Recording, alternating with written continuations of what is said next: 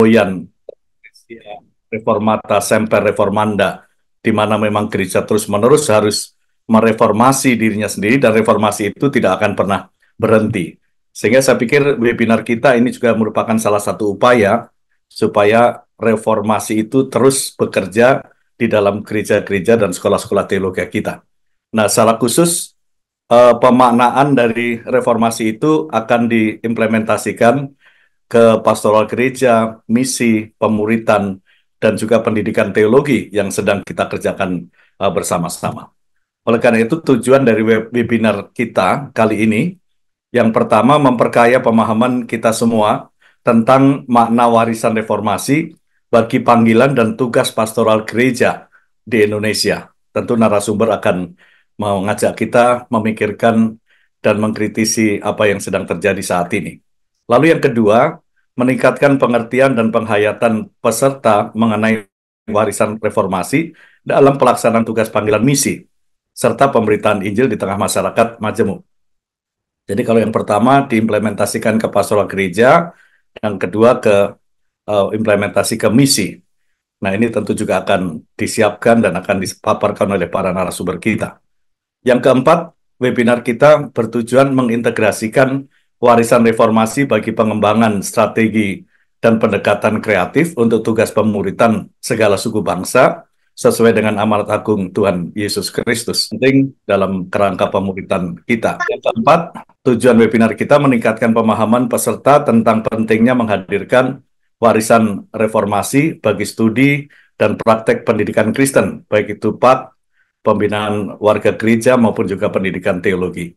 Saya pikir 4 tujuan ini akan diwakili oleh 4 narasumber kita, baik Bapak Simon Runtung, Bapak Timotius Haryono, Bapak Sejabat, juga Bapak Siregar, yang tentu mereka telah menyiapkan materi-materi yang akan mengajak kita berpikir dan merenungkan tentang topik-topik ini, dan mengajak kita untuk terus melakukan reformasi di dalam kegerakan kita sebagai kaum Injili. Oleh karena itu, Bapak Ibu, selamat berwebinar, selamat menyampaikan materi juga untuk para narasumber yang pasti akan memberkati kita semua. Oleh karena itu, atas nama Pasti, kami berterima kasih untuk semua narasumber dan juga semua peserta yang hadir, yang ikut berpartisipasi aktif di dalam pelaksanaan webinar kali ini. Terima kasih untuk Ibu Moderator, terima kasih untuk penyimpul dan semua yang terlibat di dalam webinar pada kali ini. Dengan harapan tujuan yang kita maksudkan tadi boleh dicapai melalui webinar kita kali ini. Selamat berwebinar, Tuhan Yesus menyertai kita semua. Terima kasih. Topik memaknai semangat reformasi bagi pemuridan kontekstual masa kini di kalangan mahasiswa perguruan tinggi di Indonesia, dan topik ini akan disampaikan oleh narasumber ketiga, Dr. Insinyur Timotius Haryono MTH, Sekum Pasti dari STT Gamaliel Solo. Mari kita bersama menyaksikan, saya akan bacakan secara garis besar kurikulum vitae dari Bapak Dr. Insinyur Timotius Haryono. Nama Dr. Insinyur Timotius Haryono MTH, pendidikan terakhir dari Asian Baptist Graduate Theological Seminary di tahun 97 dan Institut Injili Indonesia tahun 2014. Tempat pelayanan STT Gamaliel Solo dan dosen PAK UNS dan kampus lain di Surakarta. Saat ini menjabat sebagai Sekretaris Umum Pasti. Sudah berkeluarga, menikah dengan Dr. Yuliati MTH dan dikaruniai 4 putri. Kita lihat juga ada buku-buku yang sudah ditulis oleh beliau. Luar biasa memperkaya khasanah pemahaman teologi kita, dan kita akan mendengarkan beliau menyampaikan semua materi ini dalam tema yang khusus memaknai semangat reformasi bagi pemuridan kontekstual masa kini di kalangan mahasiswa perguruan tinggi di Indonesia. Disilakan Bapak Timotius Haryono. Ya, shalom. Selamat berjumpa di webinar Pasti kali ini. Ya, terima kasih buat semua yang terlibat BP Pasti, semua panitia. Dan kali ini saya bisa berjumpa dengan Bapak Ibu semuanya dengan sukacita. Terima kasih semuanya. Saya akan share screen untuk materi hari ini. Ya, ini yang saya siapkan dan tadi sudah banyak dibahas tentang semangat reformasi. Bagian saya sebenarnya ini bagian pelayanan yang praktis, yaitu soal pemuritan yang ada di kalangan mahasiswa. Jadi saya sudah berkecimpung di pelayanan mahasiswa umum dan mahasiswa teologi. Ya, mulai tahun 89 di teologi, mulai tahun 79 ada di mahasiswa umum. Nah, ini saya akan sharingkan untuk apa yang sudah diintegrasikan untuk semangat reformasi ini. Jadi yang pertama kita melihat memaknai semangat reformasi. Nah, kita melihat bahwa latar belakang jelas reformasi muncul karena penyimpangan yang terjadi. Alkitab bukan menjadi otoritas yang tertinggi di gereja, tapi pada waktu itu paus, dan maka muncul kemelesetan-kemelesetan, terutama kemelesetan dalam interpretasi dan mengaplikasikan Alkitab. Apa yang kita bisa lihat semuanya, yaitu Martin Luther dan kawan-kawan itu dengan semangatnya kembali pada Alkitab, sola scriptura. Jadi bagian pemuritan ini jelas selalu dekat dengan Alkitab, karena amanat agung Yesus supaya memuridkan dan mengajar apa yang sudah diajarkan Tuhan Yesus. Nah, ini yang terjadi kembali, otoritas utama yaitu Alkitab dalam kehidupan Kristen. Yang kedua, persoalannya kemelesetan yang terjadi sampai ada semangat reformasi sola scriptura, itu terjadi persoalan penafsiran teks Alkitab. Kalau penafsirannya meleset, semuanya akan berdampak kemelesetan. Nah, ini Martin Luther dengan tegas mengembalikan posisi Alkitab satu-satunya otoritas, tapi juga mengandalkan kesaksian Roh Kudus yang ada untuk menolong orang ada di dalam Alkitab yang benar, yaitu soal interpretasinya. Bagaimana interpretasi Alkitab harus dilakukan tuntunan Roh Kudus, pendalaman, dan tidak hanya asal-asalan, comot-comot, dan sebagainya. Maka kita lihat juga Zwingli, dia tetap Alkitab ini sebagai kuasa yang pasti dan tidak salah, tidak keliru. Nanti dilanjutkan dengan keyakinan Injili, dan Alkitab dapat dipahami semua orang, maka dalam mempelajari dengan metode yang eksegesis, bukan yang lain. Maka kita lihat John Calvin juga satu-satunya otoritas tertinggi kitab Alkitab, dan menekankan khotbahnya eksposisi. Dan dia katakan kalau khotbah alegori itu dari setan. Ini keyakinan begitu kuat tentang eksposisi dan tuntunan Roh Kudus.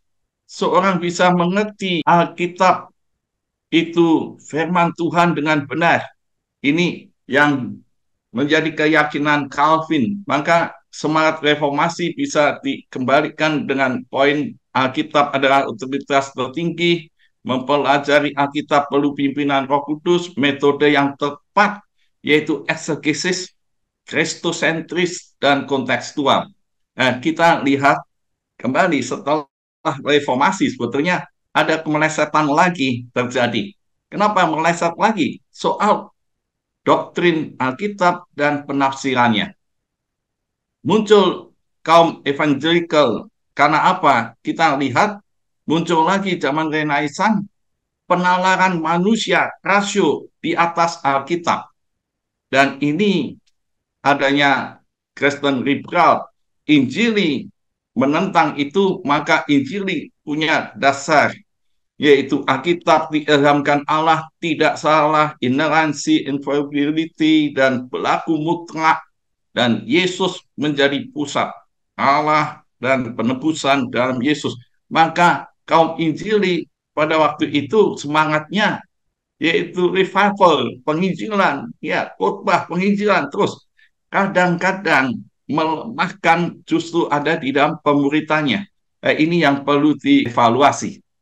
Poin utama gerakan Injili jelas, Alkitab adalah firman Allah dalam mengkomunikasikan Injil, berpegang dalam kontekstual. Maka ada kerjasama baik dari para church maupun gereja di dalam melawan ini gerakan liberal. Kita bisa lihat historis pintas. Ternyata mulai gereja Roma ada reformasi, muncul liberal, muncul Injili, ada fundamentalis, dan seterusnya. Ini kembali pada otoritas Alkitab dan penafsiran Alkitab. Nah, kalau kita lihat penyimpangan Alkitab sebetulnya, kalau dilihat dari histori yang ada di Alkitab sendiri, sudah menceritakan dari Kejadian sampai Wahyu, bahwa di dunia ini yang sudah di luar Taman Eden ataupun yang masih di Taman Eden pun ada yang menggoda dan menyimpangkan kebenaran firman Tuhan dan interpretasi yang salah. Kita bisa melihat sepintas dari Kejadian 3, ular menipu Adam. Dari mulai Adam keluar dari Taman Eden sampai Yesus datang, muncul kisah-kisah di Perjanjian Lama soal nabi palsu. Dan zaman Yesus, penggenapan ini terlihat bahwa Yesus dicobai oleh iblis. Sampai Paulus dan rasul-rasul kembali ada Injil palsu, rasul palsu, ada serigala yang masuk ke umat Tuhan. Dan di 2 Timotius pasal 3, ini Paulus menegaskan pada Timotius lagi, ada pada akhir zaman penentang-penentang kebenaran seperti Yanes dan Yabes yang menentang kebenaran. Baru di pasal 3 ayat 15, 16, 17 Paulus menegaskan ini Alkitab yang diinspirasikan oleh Roh Kudus. Inilah kebenaran yang mutlak. Maka kembali terus sampai nanti di Wahyu 20 muncul iblis dan nabi palsu yang menyesatkan, dan itu yang akan masuk di dalam neraka api yang menyala-nyala. Masalahnya sekarang bagaimana gereja Tuhan, umat Tuhan memuridkan supaya ada dalam otoritas Alkitab dengan penafsiran yang benar dan tepat sehingga bisa diaplikasikan dengan benar dan bisa dikomunikasikan dengan benar. Dan itu kembali pusatnya ada di Alkitab dalam Yesus, tapi praktisnya ada di dalam pemuritan. Nah, ini yang perlu dilihat. Saya akan sampaikan secara sepintas bagaimana dasar pemuritan kontekstual. Yang pertama jelas ini kita berdasarkan yang ada di Matius 28, yaitu baptislah mereka dan jadikan semua bangsa itu murid Yesus, baptis dalam nama Bapa, Anak, dan Roh Kudus, tapi juga dididik, dimuridkan, diajar apa yang diajarkan oleh Tuhan Yesus. Nah, bagaimana mengajar dengan benar dan tepat ajaran Yesus, karena tidak bersama dengan Yesus kali ini. Kita sudah tidak bersama dengan Yesus. Dulu pada waktu murid-murid bersama dengan Yesus pun, dia menafsir apa yang dikatakan Yesus pun bisa meleset. Apalagi kita yang sudah tidak bersama Yesus secara fisik. Maka pemuritan ini jadi penting. Nah, saya sharingkan tidak dari Injil Sinoptik, tapi dari Injil Yohanes. Mengapa? Karena dibuka dengan firman itu menjadi manusia. Jadi sangat dekat apa yang diajarkan Yesus tentang firman. Firman dari Yohanes 1, ia Allah dan menjadi manusia dalam Yesus Kristus. Dan Injil Yohanes sangat jelas pada murid-muridnya menekankan bagaimana belajar tinggal di dalam firman dan terus-menerus di dalam firman itu. Nah, Yohanes 1 sampai 21 pembagiannya, Yohanes 1 sampai 12 ini tentang penginjilan, tapi 13 sampai 21 itu tentang pemuritan. Dan kita lihat mulai inkarnasi, pasal 6 Tuhan Yesus juga memberi makan 5.000 orang, dan semua ini menunjukkan bagaimana Yesus memperkenalkan dirinya Mesias dengan tanda-tanda mujizat, 7 tanda ajaib, dan terus Tuhan Yesus berjalan sampai Yesus diurapi oleh seorang wanita setelah Lazarus dibangkitkan. Baru di pasal 13 kita akan melihat bagaimana Yesus dengan murid-muridnya secara khusus. Dia memuridkan secara khusus, yaitu 12 muridnya. Di pasal 13 ditunjukkan Yesus memberi satu teladan, yaitu mencuci kaki murid-muridnya. Di sini kita lihat Yesus sebagai pembuat murid, hidup bersama murid, dia menjadi contoh, menjadi teladan. Dan di pasal 12 menjanjikan kepastian, yaitu tentang di rumah Bapakku. Tapi Yohanes 14 ayat 6 itu menegaskan, Yesus katakan, akulah jalan, kebenaran, dan kehidupan. Dan kebenaran ini yang dia terus nyatakan, kebenaran ada di dalam Yesus sendiri. Dan Yohanes 17 ayat 17, kebenaran itu adalah firman Allah. Baru di pasal 15 ini Tuhan Yesus katakan, kalau aku tinggal dalam kamu dan firmanku tinggal dalam kamu, minta apa saja. Tapi di ayat 8 menegaskan, yaitu jika demikian Bapakku di surga dipermuliakan dan kamu akan berbuah banyak, maka kamu inilah murid-murid Yesus. Murid-murid Yesus berarti ada tinggal terus dalam firman. Itulah kebenaran dan berbuah banyak memuliakan Bapa. Dan pasal 16 tekun dan diujar. Nanti kalau Yesus naik ke surga, ada Roh Kudus yang akan terus mengingatkan apa yang diajarkan Yesus. Pasal 17 Tuhan Yesus berdoa karena untuk kesatuan supaya murid-muridnya itu satu, jangan pecah. Nah, bagaimana dia bisa satu? Tentu ada di dalam firman itu. Yohanes 17 ayat 17, firman itu ya adalah kebenaran. Ya, tinggal terus. Nah, ini yang ada di Injil Yohanes, pengalaman Yesus mati dan bangkit ada di pasal 18 sampai 20 dan pasal 21 Yesus mendelegasi. Ini hasil pemuritan Yesus. Petrus menjadi pemimpin gembala. Jadi ini sepintas tentang Injil Yohanes yang menjadi dasar, tapi ada poin yang penting yang kita secara praktis bagaimana di dalam pemuritan itu yang dimuridkan menjadi murid yang sejati. Yang pertama kita bisa lihat apa yang dikatakan oleh Tuhan Yesus. Jikalau itu firman itu tetap dalam kamu dan kamu mengetahui kebenaran, kebenaran itu memerdekakan kamu. Dan jika firmanku ada dalam kamu, kamu akan memuliakan Bapakku dan kamu akan berbuah banyak. Inilah penekanan ini sama dengan yang dikatakan Martin Luther, semangat sola scriptura. Dan ini ada di Injil Yohanes. Semua pemuritan harus kembali pada kebenaran firman Tuhan dan itu tinggal di hidup dan akan berbuah. Ini yang ada. Jadi poin-poin yang di dalam pemuritan yaitu kalau percaya Yesus cuma ikut Yesus, tapi dia terus belajar firman Tuhan sehingga firman itu melakukan sehingga dia berbuah. Tahu kebenaran, merdeka dari dosa, muliakan Bapa, berbuah banyak. Perubahan karakter dan perubahan hasil di dalam hidupnya berbuah banyak. Hasil pemuritan Yesus ada misi. Ya, missionary, yaitu para murid jadi rasul. Setelah Yohanes 21 ini para murid jadi rasul, para murid jadi pemimpin. Petrus menjadi pemimpin gembala. Ini hasil di dalam pemuritan Yesus, dan itu yang perlu diimplementasikan.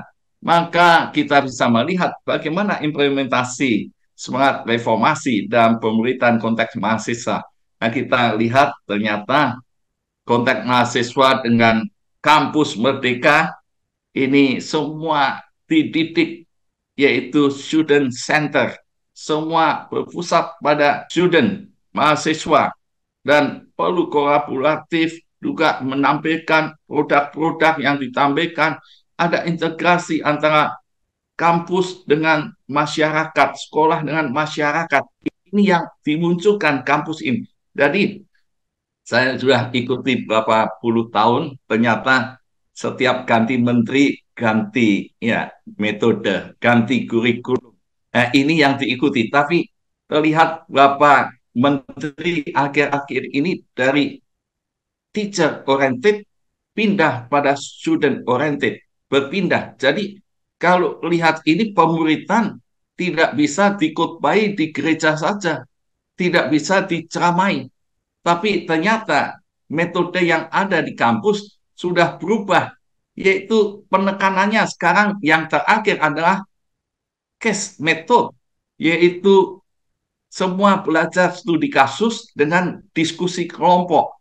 Dan ini terlihat bahwa metode-metode pembelajaran di kampus kita mulai berubah dengan adanya internet dan blended learning. Kita melihat ternyata terakhir ini dicanangkan team-based project.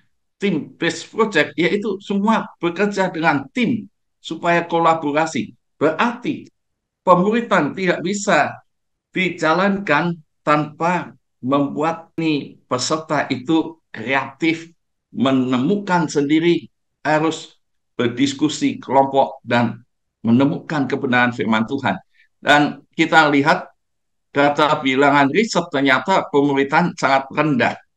Pengisian pemuritan cuma 2,89 dan ini terjadi sampai Juli 21. Ini data yang saya temukan, pemuritan cuma 28,3%. Itu pun masih bisa ditanyakan pemuritan yang bagaimana, pemuritan yang berhasil atau hanya memuridkan sekedar memuridkan, apa yang harus ditemukan. Ya, ini yang terlihat. Nah, problemnya sekarang ini karena saya di konteks mahasiswa, tapi sebagai contoh sebenarnya dari mahasiswa ini seringkali masuk awal saya sudah tanyakan, kamu di SD diajar pendidikan agama Kristen? Iya. SMP? Iya. SMA? Iya. Sekarang di universitas diajar lagi. Bagaimana kamu hasilnya pelajaran itu? Dan bagaimana pelajaran yang kamu terima di gereja? Saya tanya satu pertanyaan. Siapa yang sudah membaca saja? Membaca dari Kejadian sampai Wahyu. Setiap kelas hampir tidak ada yang angkat tangan. Kalau ada pun cuma satu, paling banyak saya temui 2 orang. Itu yang baca khatam. Apalagi yang mengerti dengan benar kebenaran firman Tuhan. Apalagi menafsirnya dengan benar. Kalau menafsirnya salah, pasti muncul ketidaktaatan. Bagaimana melaksanakan pemuritan yang benar. Ini satu pergumulan dan problem yang ditemui secara real di lapangan. Siapa yang memuridkan? Ya, ini sudah cukup lama. Kalau di tingkat mahasiswa, kalau dia dari kecil sudah namanya Kristen, berarti sudah berapa tahun? Kira-kira 18, umur 18 masuk mahasiswa. Lalu siapa yang memuridkan selama ini?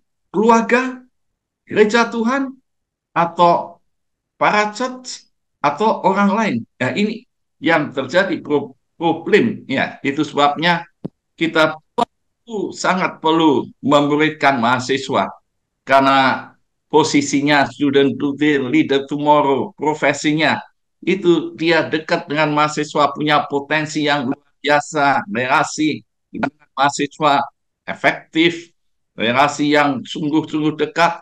Tapi kalau dia lulus Kalau dia sudah dimuridkan, dia akan menjadi misionari yang sungguh-sungguh dipakai Tuhan karena dia anak Tuhan.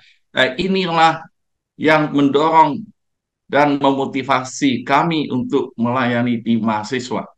Maka model yang kami usulkan, yang selama ini dipakai di model di mahasiswa adalah pemuritan kontekstual. Intinya sederhana.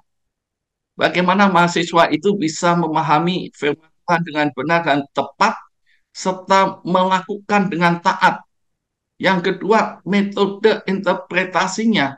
Teks Alkitab itu eksegesis kontekstual. Ini yang tidak membuat meleset.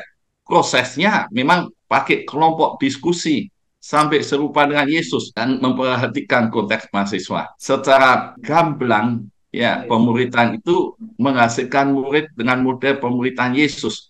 Tapi kami pakai nama kontekstual karena penafsiran teks itu sesuai konteks Alkitab, pembelajarannya dengan konteks anggotanya.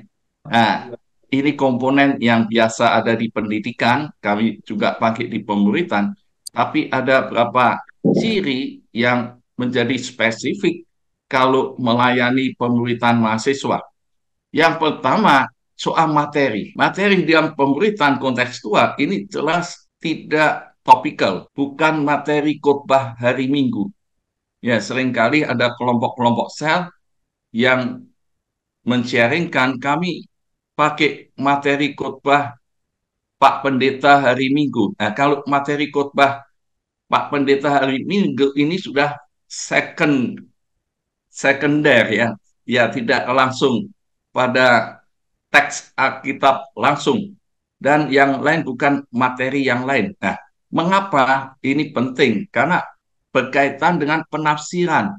Kalau dia nafsir teksnya tidak benar dan tepat, bagaimana dia akan menjadi serupa Yesus dan hidup diubahkan seperti Yesus. Ada kelompok-kelompok yang tidak pakai materi sama sekali.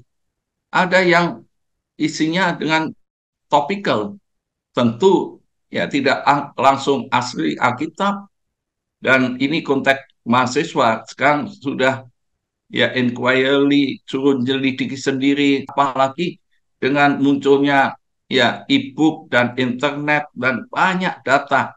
Kalau dia tidak sampai data yang benar, Alkitab yang asli dan benar, sangat membahayakan dalam pemuritan. Dan ada ya artikel ini tidak kontekstual, tidak komprehensif, penafsiran yang tepat, tentu eksegesis. Yang kita belajar hermeneutika kan sudah jelas tahu. Dan saya diberkati dengan saya tahu penafsiran model kontekstual ini dari Pak Ketum. Ya, ini dari Pak Ketum. Ini bukunya baru-baru ini yang muncul, yaitu seri menafsir Alkitab, pembinaan warga gereja. Ya, saya memang turunannya akhirnya bawa bisa membuat buku praktis bagaimana tafsir Alkitab kontekstual. Tapi saya sebagai muridnya Pak Sijabat, dari awal saya ngerti ini judul kontekstual penafsiran ini bisa baca di buku ini. Ini yang kami yakini, dan saya kuliah di Asian Baptist pun ya saya dapatkan untuk eksegesis yang sesuai historical, grammatical, kontekstual, ini yang lebih tepat. Ya, itu sebabnya ini materi-materi yang kami hasilkan, dan ini modelnya gitu. Jadi ini langkahnya langkah eksegesis yang praktis, yaitu ada introduksi, ada observasi, interpretasi, aplikasi, dan ada diskusi. Nah, diskusi ini yang sangat sesuai dengan konteks mahasiswa. Nah, seringkali ada pemimpin-pemimpin yang tidak berani diskusi. Kenapa? Takut kalau ditanya tidak bisa. Sebetulnya di dalam kelompok pemuritan kita ini belajar bersama-sama untuk terus bertumbuh sesuai dengan Yesus.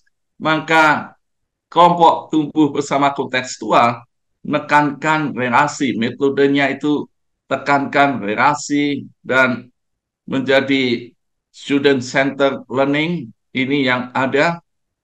metode-metode yang dipakai dan supaya murid ini aktif dan terus-menerus meneliti Alkitab dengan mandiri. Kalau dia belajar mandiri, dia akan menghasilkan sesuatu dengan sukacita dan terus melakukan dengan taat. Maka kami pakai diskusi 3 sampai 5 orang karena melihat apa yang pernah dilakukan Yesus pun 3 muridnya yang dekat, yaitu Petrus, Yohanes, Yakobus. Ini yang terus dimuridkan secara efektif dan terus menjadi meneladani Yesus. Ini relasi dipentingkan, keterbukaan, dan ini sudah banyak kelompok yang pakai ini model ini, dan pemuritan kembali pada Yesus Center dan Roh Kudus pemimpin dikaruniai, tapi juga berfungsi sebagai fasilitator, ini pengarah. Dan murid ini tentu dia harus orang yang percaya Yesus, komitmen menjadi murid Kristus, dipanggil, dipilih, diajar, diberi kuasa, dan akhirnya mempraktekkan apa yang ada di dalam teks Alkitab supaya dia berbuah. Ini multiplikasi, bahwa seorang murid hasilnya kalau dia berbuah banyak, ada yang tafsir buah, yaitu buah roh, itu soal karakter, tapi ada buah-buah pelayanan, itu berbuah lebat, yaitu selalu bermultiplikasi. Pemuritan yang berhasil akan membuat murid itu berbuah lebat, dan ini akan bermultiplikasi. Maka hasil dalam pemuritan kontekstual diharapkan semuanya serupa Yesus. Ya, ini yang saya sharingkan. Terima kasih, Tuhan memberkati.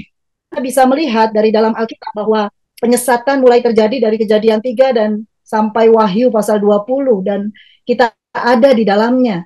Kalau kita tidak sungguh-sungguh menanamkan arti kebenaran firman Tuhan dalam eksegesis yang tepat, akan terjadi kemelesetan istilahnya ya. Dan kita rindu supaya kita bisa berfokus pada pemuridan. Bagaimana kitab Yohanes juga menyampaikan tentang proses pemuridan itu, saya juga tadi sangat diberkati dengan bagian ini.